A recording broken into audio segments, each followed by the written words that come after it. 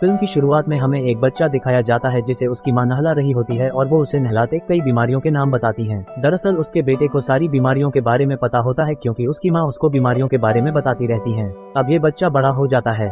इसका नाम होता है हावर्ड और ये वक्त है सन 1927 का और यहाँ पर ये दिखाते हैं कि हावर्ड एक बहुत बड़े प्राइवेट एयरपोर्ट पर है जहाँ पर बहुत सारे प्लेन्स है और वो एक फिल्म की शूटिंग कर रहे हैं। तभी उसी की टीम का एक आदमी उसके पास आता है।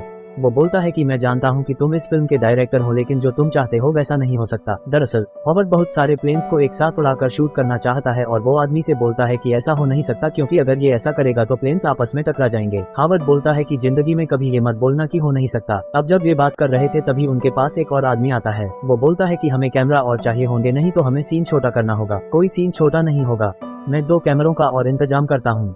हावर्ड किसी भी सीन में किसी भी चीज में कोई कॉम्प्रोमाइज नहीं करना चाहता। दरअसल हावर्ड इस फिल्म का डायरेक्टर होने के साथ साथ इस फिल्म का प्रोड्यूसर भी होता है। अब एक और आदमी उसके पास आता है और वो उसे अपना नाम बताता है। बोलता है कि मैं तुम्हारा बायोडेटा देख चुका हूँ और तुम एक काबिल इंसान हो इसलिए मैं तुम्हें दुगनी सैलरी दूंगा। हावर्ड आदमी को बोलता है कि मेरे माँ बाप मर चुके हैं और ये सारी दौलत मेरी है। लोगों को ये मेरा काम पागलपन और बचकाना लगता है लेकिन जाकर उनको समझा दो कि मैं जूनियर नहीं बल्कि अब मिस्टर हावर्ड ह्यूज हूँ इन सबका बॉस। तभी पूछता है कि हम ह्यूस्टन कब जा रहे हैं। हावर्ड बोलता है कि हम वहाँ नहीं जा रहे हैं, वहाँ पर बहुत खतरनाक बीमारियां फैली है, टाइफाइड, मलेरिया, काली खांसी, बुखार और भी कई, इसीलिए हम उस जगह नहीं जाएंगे। अब उस आदमी को एक ऊंची जगह ले जाता है जहाँ से वो हेल्थ एंजल्स का पूरा सेट देख सकते हैं। दरअसल इस फिल्म का नाम हेल्थ एंजल्स होता है। हावर्ड बोलता है कि तुम इस समय दुनिया के सबसे बड़े प्राइवेट एयरफोर्स को देख रहे हो, अब क्या ख्याल है। वो ऐसा इसलिए बोलता है कि वहाँ पर कई सारे प्लेन्स होते हैं और उसमें बहुत खर्चा हो रहा होता है। वो आदमी बोलता है कि पैसा आप ही का है सर। इसके बाद पार्टी में जाता है जहाँ सभी लोग एंजॉय करते हुए दिखते, लोग नाच रहे होते हैं, खा पी रहे होते हैं, म्यूजिक चल रहा होता है। फिर पार्टी के बीच से चलते हुए और चारों तरफ देखते हुए कुछ लोगों के पास आकर रुक जाता है और एक आदमी की पीठ पर हाथ रखते हुए कहता है कि हेलो मिस्टर मायन। सभी लोगों से पलट कर देखते हैं। हावर्ड अपना परिचय देते हुए कहते हैं कि आपको याद है हम पहले भी मिल चुकी है, मेरा नाम हावर्ड ह्यूज है, क्या मैं आपसे अकेले में बात कर सकता हूँ। तभी मिस्टर माया कहते हैं ओ आप वही है जो वाली पिक्चर बना रहे हैं। बोलता है कि हाँ मैं वही हूँ और वो नहीं बताता है कि मुझे 2 कैमरों की जरूरत है। मिस्टर माया उससे पूछते हैं कि अभी तुम्हारे पास कितने कैमरा है। बोलता है कि मेरे पास 24 कैमरा है।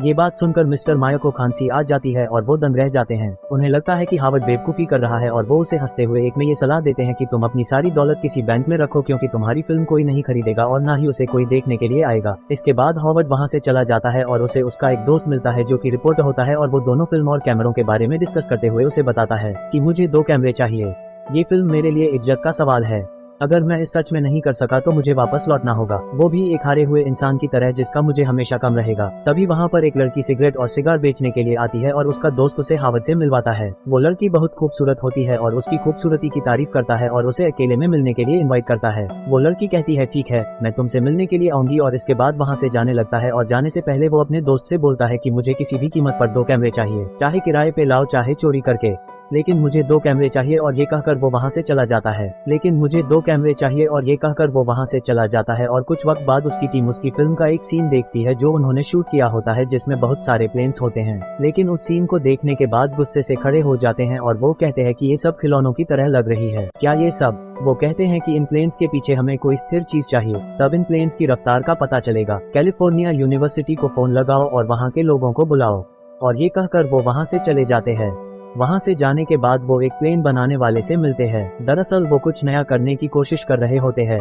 वो आदमी बताता है कि तुमने पहले $2 लाख इस जहाज को बनाने में लगा दिए हैं। इसके बाद वो आदमी बोलता है कि अगर हम 550 का वास इंजन लगा दे तो हमें 700 हॉर्स पावर मिलेगा। कहते हैं कि अगर 1000 तक गए तो ये दुनिया का सबसे तेज चलने वाला प्लेन बन जाएगा और वो ये डिसाइड करते हैं कि वो इस पर काम कर रहे हैं। दूसरी तरफ इन्हें आज इस फिल्म का शूट करते हुए पूरा 1 साल हो चुका है और दूसरा साल चल रहा है और कैलिफोर्निया यूनिवर्सिटी से जो उन्होंने प्रोफेसर को बुलाया होता है वो उसे दुगुनी सैलरी दे रहे होते हैं, लेकिन 8 महीने से वो अभी तक बादल खोज नहीं पाए और इस पर बहुत गुस्सा हो जाता है और उन्हें सारे प्लेस दिखाता है और बोलता है कि पिछले 8 महीनों से मैं हर रोज $5800 खर्च कर रहा हूँ सिर्फ इन्हें जमीन में रखने के लिए, मुझे मेरे बादल चाहिए। और प्रोफेसर वहाँ से अंदर चले जाते हैं। फिर दूसरे लोग आकर वहाँ बात करते हैं, वो कुछ बिल के बारे में डिस्कशन करते हैं। तभी प्रोफेसर जोर से चिल्लाते हुए खुश होते हैं, बाहर आते हैं और वो कहते हैं कि बादल मिल गए। बादल मंडरा रहे हैं और वो सभी के सभी वहाँ से ऑकलैंड के लिए उड़ान भरते हैं। वहाँ पहुँचकर वो फिल्म का शूट दोबारा से करते हैं और जैसा कि हावर्ड चाहते हैं शूट बिल्कुल वैसे होता है। और आखिरकार वो दिन आता है जब इनकी फिल्म की शूटिंग पूरी हो जाती है। इनकी फिल्म को पूरा होने में पूरे 2 साल लगे होते हैं और अब जब रिलीज डेट आ चुकी है, यानी कि जब फिल्म रिलीज हो रही होती है, तो हावर्ड को अभी भी अपनी फिल्म में कमियां दिख रही होती है और वो ये डिसाइड करते हैं कि इस फिल्म के कुछ सीन्स को दोबारा रीशूट करेंगे। और फिल्म को रीशूट करने में इन्हें 1 और साल लग जाता है और 1 साल के बाद जब इनकी फिल्म दोबारा से पूरी होती है और जब उसकी रिलीज होती है, तो वहाँ पर हॉलीवुड के सभी बड़ी बड़ी शख्सियत आती है और जब मिस्टर वहाँ पर आते हैं और मीडिया उनकी गाड़ी देखती है, तो सब के सब उनकी तरफ आते हैं। हावर्ड के साथ उनकी फिल्म की हीरोइन भी होती है और ये हीरोइन वही होती है जो उन्हें एक बार एक पार्टी में मिली थी। अब वो रेड कारपेट पर चलते हुए दोनों आगे आते हैं और तभी अचानक से कैमरा लाइटों से मिस्टर हॉलीवुड के चेहरे पर बेचैनी और घबराहट दिखाई देती है। वो अपने आप को संभाले हुए आगे आते और मीडिया को अपना इंटरव्यू देते हैं और आम जनता को थैंक यू कहते हैं और हॉल के अंदर चले जाते हैं और फिल्म शुरू हो जाती है। सभी लोग फिल्म देख रहे हैं, सबके चेहरों पर आश्चर्य दिखता है, लेकिन हावर्ड के चेहरे पर घबराहट होती है और इसी घबराहट में वो अपनी फिल्म की हीरोइन का हाथ बहुत जोर से पकड़ कर रखते हैं। और कुछ समय के बाद फिल्म खत्म होती है और सभी धीरे धीरे खड़े होते हैं और तालियां बजती है। चारों तरफ तालियों की गूंज होती है। फिर उनके साथ बैठी हुई उनकी हीरोइन खड़ी होती है और उनके लिए तालियां बजाती हैं और लोगों को खड़े होकर धन्यवाद देने के लिए हावर्ड को कहती है और हावर्ड कामयाबी की खुशी को संभालते हुए सबको थैंक यू कहते हैं। इसके बाद दोबारा अपने काम में व्यस्त हो जाता है। फिर प्लेन से किसी फिल्म की शूट पर जाता है और वहाँ पर वो सर्किट से मिलता है। फिर वो उसको गोल्फ खेलने के लिए ऑफर करते हैं और वो दोनों गोल्फ खेलने जाते हैं, जहाँ पर दोनों एक दूसरे को जानते हैं और उनके बीच में बहुत सारी बातें होती हैं। फिर दोनों डिनर प्लान करते हैं और डिनर के लिए जाते हैं। वहाँ पहुँचते ही उनके 2 दोस्त और मिल जाते हैं।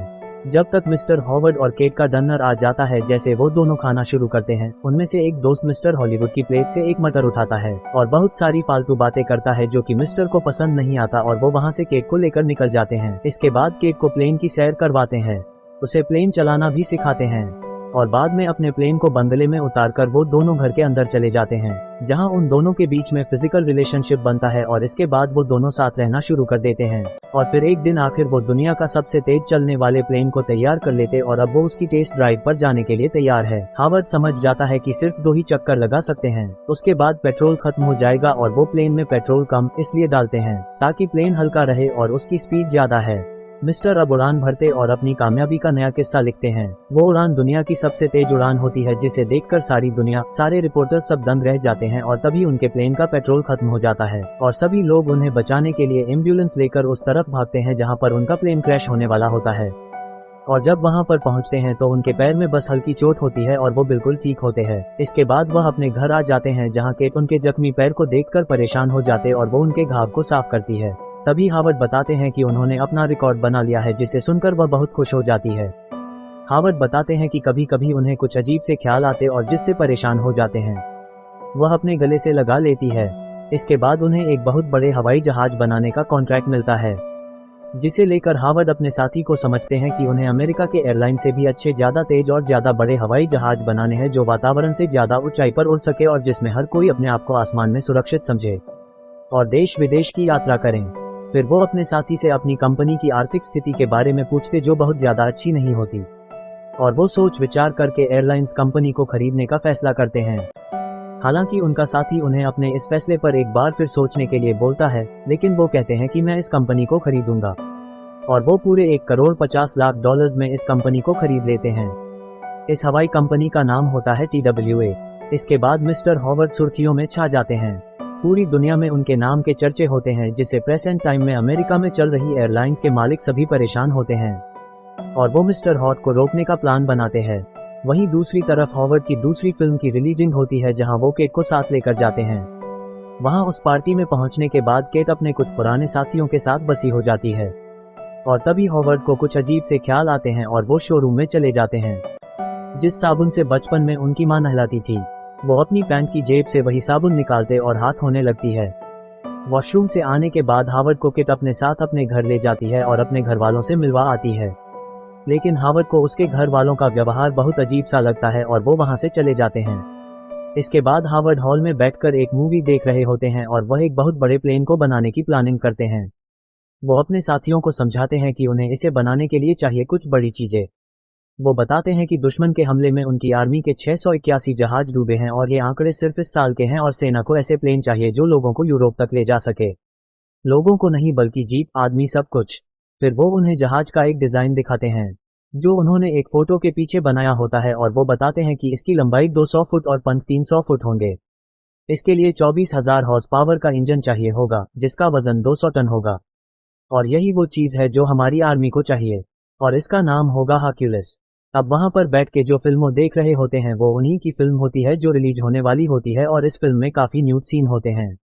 इसीलिए उनका एक साथी बोलता है कि सेंसर बोर्ड ये सब दिखाने की परमिशन नहीं देगा। अगले दिन हॉवर्ड प्रोफेसर को लेकर सेंसर बोर्ड के पास जाते हैं और बोर्ड से बात करते हैं, और उनकी फिल्म रिलीज हो जाती है, जिससे उन्हें और ज्यादा कामयाबी और ज्यादा नाम मिलता है। वहीं हॉवर्ड हर रोज अपने साथ एक नई लड़की को लेकर पार्टी में जाते हैं और उनकी फोटो पेपर में आने लगती है, जिससे कैट बहुत दुखी होती है और उन दोनों के बीच में झगड़ा होना शुरू हो जाता है। केट सब बर्दाश्त नहीं कर पाती और केट की जिंदगी में भी कोई आ जाता है, और इसके बाद वो दोनों अलग हो जाते हैं। इस बात से दुखी होकर हावर्ड एक लड़की को अपने साथ रख लेते हैं और इसके साथ उनके कई औरतों से भी दोस्ती हो जाती है। वहीं एक रात अमेरिकन एयरलाइंस वालों को ऐसी बातें बता देते जो उन्हें नहीं बतानी चाहिए। उनके जाने के बाद हॉवर्ड बाथरूम में जाते हैं और अपनी पैंट की जेब से साबुन निकालते हैं, जैसे साबुन से उनकी मां उन्हें नहलाती थी, और रगड़कर अपने हाथ धोने लगते हैं। दरअसल हॉवर्ड को ओएसडी की प्रॉब्लम होती है। वो दूसरे से हाथ मिलाने से भी डरते हैं। उन्हें लगता है कहीं कोई बीमारी उनके द्वारा उन्हीं ना फैल जाए। हावर्ड की इस बीमारी का कारण कहीं ना कहीं उसकी मॉम होती है। इसीलिए कहानी की शुरुआत में वो हॉवर्ड को बीमारियों के बारे में अवेयर करती है। वहीं अब मिस्टर हॉलीवुड की कंपनी TWA एक इंटरनेशनल कंपनी बनने वाली है, जिससे अमेरिकन एयरलाइंस और बाकी के लोग परेशान हो जाते हैं। और अब हावर्ड अपने दोस्त के साथ डिनर पर जा रहे होते हैं, तभी वहां पर वो लड़कियां जाती है जो कॉन्ट्रैक्ट पर उनके साथ रहती है, और वो वहां पर बहुत बड़ा तमाशा खड़ा करती है। इस बात से हॉवर्ड बहुत परेशान हो जाते हैं और वहां से वो अपनी फैक्ट्री पर जाते हैं जहां पर वो उस प्लेन को बना रहे हैं जो उनका सपना है। यहाँ पर काम को लेकर बहुत स्ट्रेस में होता है, और वो उससे बोलता है कि तुम्हें फिल्मों से ध्यान हटाकर अपने जहाज पर ध्यान देना चाहिए, क्योंकि जब तक हमारा जहाज तैयार होगा तब तक जंग खत्म हो जाएगी और उसके बाद इसके बनने का कोई मतलब नहीं है। हावर्ड चिल्लाते हुए बोलता है कि देखो, तुम मुझसे आराम से बात करो, और वो ऑडी को बोलता है कि मुझे इस प्रोजेक्ट के ब्लूप्रिंट दिखाओ। इसके बाद की तबीयत खराब होना शुरू हो जाती है। वो एक ही शब्द ब्लूप्रिंट को बार बार बोल रहा होता है, और वो अपनी गाड़ी भी चलाता है। ऑडी देखते रह जाता है कि उसे हुआ क्या। हॉवर्ड कुछ देर में रिलैक्स होता है और उसके बाद वो उन सारी बीमारियों को दोहराता है जो बचपन में उसकी माँ उसे बताया करती थी। फिर कुछ दिनों में उनका एक और सबसे बड़ा प्लेन बनकर तैयार हो जाता है और हावर्ड उसकी टेस्ट ड्राइव पर निकलती है। शुरुआती ड्राइव बहुत अच्छी होती है। सारी टीम हॉवर्ड के प्लेन की एक एक सेकंड की ऊंचाई और रफ्तार को मापती है। तभी अचानक प्लेन कंट्रोल से बाहर हो जाता है और क्रैश हो जाता है, जिसमें बहुत बुरी तरह घायल हो जाते हैं। उनको हॉस्पिटल लाया जाता है जहां डॉक्टर बताते हैं कि उनकी हालत बहुत नाजुक है। फिर हॉवर्ड को होश आता है और वो उसी हालत में काम को लेकर डिस्कशन करते हैं। कुछ समय बाद वो ठीक हो जाते हैं और फिर से काम पे लग जाते हैं, और एक दिन अमेरिका एयरलाइंस का चेयरमैन उनको लंच पर बुलाकर काम रोकने की बात करता है, पर वो इस बात के लिए राजी नहीं होती। पर अब तक उन्हें बहुत नुकसान हो चुका है, और जिसके चलते वह डिप्रेशन में चले जाते हैं और अपने आप को एक कमरे में बंद कर लेते हैं, और यहाँ तक कि अपने सारे कपड़े फेंक कर अपने कमरे में बिना कपड़ों के रहते हैं। उनकी दिमागी हालत बहुत खराब हो जाती है, यहाँ तक कि वो दूध की बोतलों में बाथरूम करना शुरू कर देते हैं, और उन्हें उस कमरे में कई महीने हो जाते हैं। और एक दिन केट उनसे मिलने आती है, पर वो उससे भी दरवाजा बंद करके ही बात करते हैं। कुछ समय बाद चेयरमैन का आदमी आता है, और जो प्रपोजल वो उनके लिए लाता है वो उसे मना कर देते हैं। वो आदमी बताता है कि 3 दिन में कोर्ट हॉवर्ड को दोषी करार कर देगी। अगर तुम उसे बचा सकते हो तो बचा लो। फिर अगले दिन हॉवर्ड की एक दोस्त मिलने के लिए आती है, और हॉवर्ड अंदर आने देता है। वो हॉवर्ड को समझाती है, उसकी सेव करती है, क्योंकि 3 महीने से इसी रूम में होता है। इसके बाद अगले दिन वो कोर्ट जाता है, जहां उस पर जो भी इल्जाम लगे होते हैं वह उन सब के जवाब देता है, और ज्यूरी उस पर आरोप लगती है कि उसे सरकार करोड़ों रुपए दिए हैं लेकिन डिलीवरी टाइम से नहीं की है। हॉवर्ड कहता है कि वह हरक्यूलिस बिजनेस के लिए नहीं बना रहा है, वह प्लेन को प्यार करता है, और हरक्यूलिस नहीं उड़ता तो वही देश छोड़ देगा। और अब हरक्यूलिस रेडी हो चुका है, वह उसे उड़ाने के लिए समुद्र में लेकर आता है। अब धीरे धीरे वह प्लेन की स्पीड तेज करता है, और अब प्लेन हवा में होता है और पूरी दुनिया उसे देखती है। हॉवर्ड को सब बधाई देने हैं। तभी हॉवर्ड एक लाइन को रिपीट करते हैं कि यह फ्यूचर है। लोग डॉक्टर्स को बुलाने जाते हैं, तभी हॉवर्ड को अपनी माँ को कहीं बात याद आती है कि एक दिन वो दुनिया का सबसे बड़ा प्लेन और मूवी बनाएंगे, और मूवी खत्म हो जाती है।